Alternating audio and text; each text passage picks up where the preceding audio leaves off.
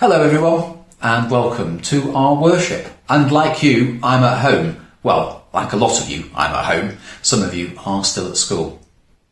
Let's begin with our normal responses though. The Lord be with you and also with you. This is the day that the Lord has made. We will rejoice and be glad in it. Now in Luke's Gospel, there's a story about Jesus when he goes and visits three people, Mary, Martha and Lazarus. Mary and Martha are sisters and they live with their brother Lazarus in a little village just a couple of miles outside Jerusalem. And they're obviously friends of Jesus because he's mentioned them in other stories as well. And they obviously go and stay occasionally and he goes and stays with them. This time though, there's a difference because Mary, Martha and Lazarus welcome Jesus into their house as they would do. And then Mary goes and sits at Jesus' feet with Lazarus while Martha goes and prepares all the food. Now, you've got to think about how much hospitality is very important in the culture of the time. I mean, if you go and visit or with your mum and dad or whatever, often you'll find somebody who, will visit and they'll say, would you like a cup of tea? That's what we could do in normal times, isn't it? Have a cup of tea with somebody or, some squash or something and a piece of cake. In the time of Jesus, it was very important that you were seen to be hospitable and you would put on a whole meal for someone. So Martha is stuck in the kitchen preparing this whole meal while Mary and Lazarus listen to what Jesus has to say. And finally, her patience snaps. She can take it no more. So she strides in to the main room where Jesus is and says, Jesus, what is going on?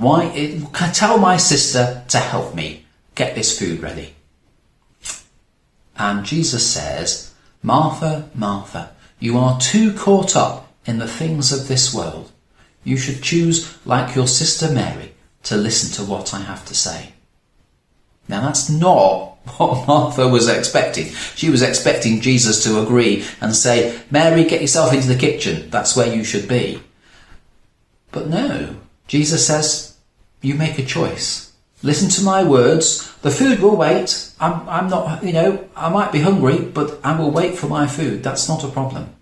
You need to hear about this God of love that I'm proclaiming. So Martha and Mary, I guess, had a bit of a falling out, but were reconciled by the words of Jesus, who said, look, sometimes food is important, absolutely. But sometimes so is just listening to what God's saying. That's important too. Mother Teresa of Calcutta, for many years she worked looking after a hospice where people would go to have their last days before they died, and she was very keen that they had dignity and had respect. And she said this little prayer, Jesus, shine through me and be so in me that every soul I come into contact with may feel your presence in my soul. Amen. I think that's not a bad way to try and live in these difficult and trying times. That we should be full of the light and peace of God. And we should show it in the way that we work and the way that we live, the way that we are with our families and our friends. Take care, and I look forward to seeing you again soon. Goodbye.